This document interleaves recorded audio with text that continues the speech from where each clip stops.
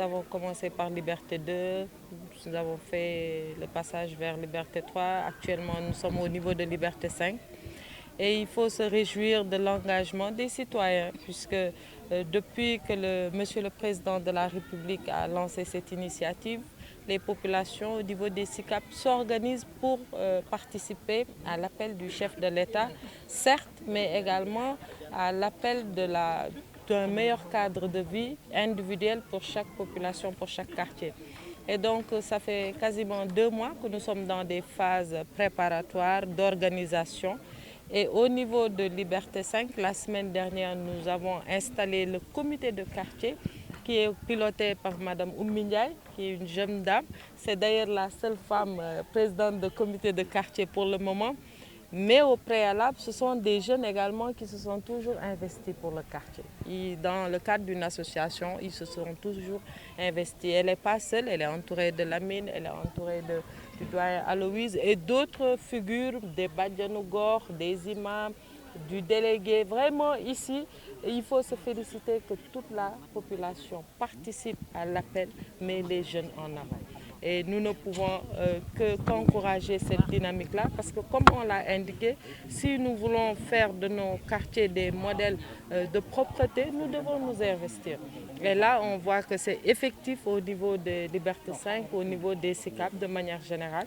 Et comme vous l'avez constaté, le Cleaning Day, ce sera le 7, mais nous avons anticipé. Aujourd'hui, nous sommes le 1er, nous commençons et nous verrons pour chaque étape qu'est-ce qu'il y a lieu de faire.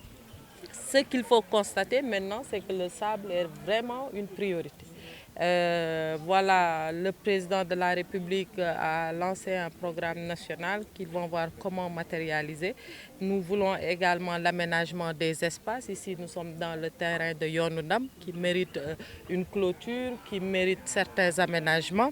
Nous avons également des problèmes d'assainissement. L'ONAS est là, mais il y a également tous ces problèmes-là qu'il nous faut voir. Au-delà maintenant des cliniques, nous nous retrouvons avec les populations pour voir comment prendre en charge la question de l'employabilité des jeunes au niveau local. Et pour cette question-là, il faut faire une collecte de données pour savoir quels sont les profils. Est-ce qu'il faut de la formation? C'est dire que nous mettons ensemble nos efforts, institutions, populations, pour régler nos problèmes au niveau local. Je pense que si chaque Sénégalais, là où il se trouve, fait ainsi, avec les programmes politiques de l'État, nous arriverons à un Sénégal émergent. Aujourd'hui, au niveau de Liberté 5, notre 3e mandat, c'est le désensablement. Au-delà de ça, on en parlera dans des cadres appropriés. Mais aujourd'hui, ce que la population attend de nous, elles sont là. C'est ça, c'est vraiment, les populations sont là. Elles nous demandent d'être sur le terrain, de travailler à leur côté, de connaître leurs besoins, leurs préoccupations et de nous y mettre, comme l'indique Monsieur le Président de la République. Le 3e mandat pour Zahra Iyane Thiam, c'est la satisfaction des préoccupations de la population. Je peux tenir une conférence de presse sur cette question, mais je demande et j'en invite à l'ensemble du peuple sénégalais de se concentrer sur nos préoccupations et de nous battre pour relever ensemble les défis qui sont possibles. Toutes les populations sont là mobilisées, elles réussissent. Je vous donne l'exemple de la mosquée, regardez comment elle est belle. C'est la participation des citoyens qui chaque jour viennent mettre leur contribution. Madame la Première Dame nous a aidés. Monsieur le Président de la République nous a aidés. Il y a d'autres bonnes volontés anonymes qui nous ont aidés. Mais ça, c'est un engagement, c'est un défi. Et pourquoi elle est comme ça? C'est parce que nous y croyons. Tout comme nous croyons, tout comme nous avons foi, nous allons nous battre. Maintenant, quand il s'agit de se battre, vous savez que la majorité sait se battre. Nous nous battrons. Ce n'est pas que la particularité des SICAP, mais effectivement, ici au niveau des SICAP, nous sommes particuliers. Nous sommes particuliers parce que nous savons faire des dépassements. Nous sommes particuliers parce que nous avons peut-être la chance d'avoir des autorités qui sont au niveau des SICAP Liberté. Vous avez vu, nous avons rencontré le doyen Sokhna, qui a contribué, dès qu'on lui a dit c'est le 7 Setal, il a mis la main à la poche. Vous avez vu la maman qui a 35 ans, qui a fait 35 ans de service dans la santé, qui est présentement malade. Et elle vous a dit, moi-même ça m'a beaucoup touchée parce qu'elle dit j'avais 2000 francs, j'ai pris 1000 francs pour mettre dans le clinique et 1000 francs pour donner, pour garder pour mes enfants. C'est ça la particularité des SICAP, c'est la solidarité et l'engagement. Quand il s'agit du quartier, tout le monde est présent. Les jeunes sont là, les jeunes sont bien présents. Par contre, ce que vous avez vu, ce sont des groupes qui se sont formés.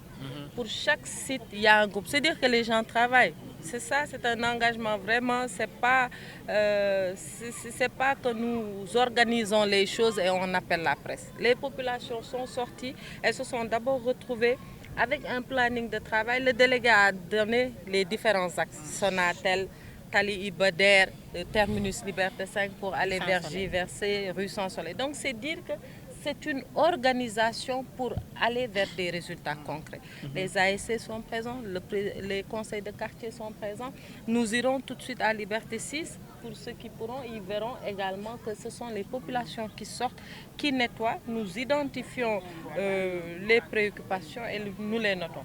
La particularité également, et il faut féliciter le délégué, le comité et l'ensemble des forces vives. Il y a, je crois, à peu près 900 maisons au niveau des Liberté 5. Ils ont fait déjà 500 maisons, porte à porte. Chaque personne entre dans une maison, fait de la sensibilisation. Donc, ça veut dire que c'est un travail continu.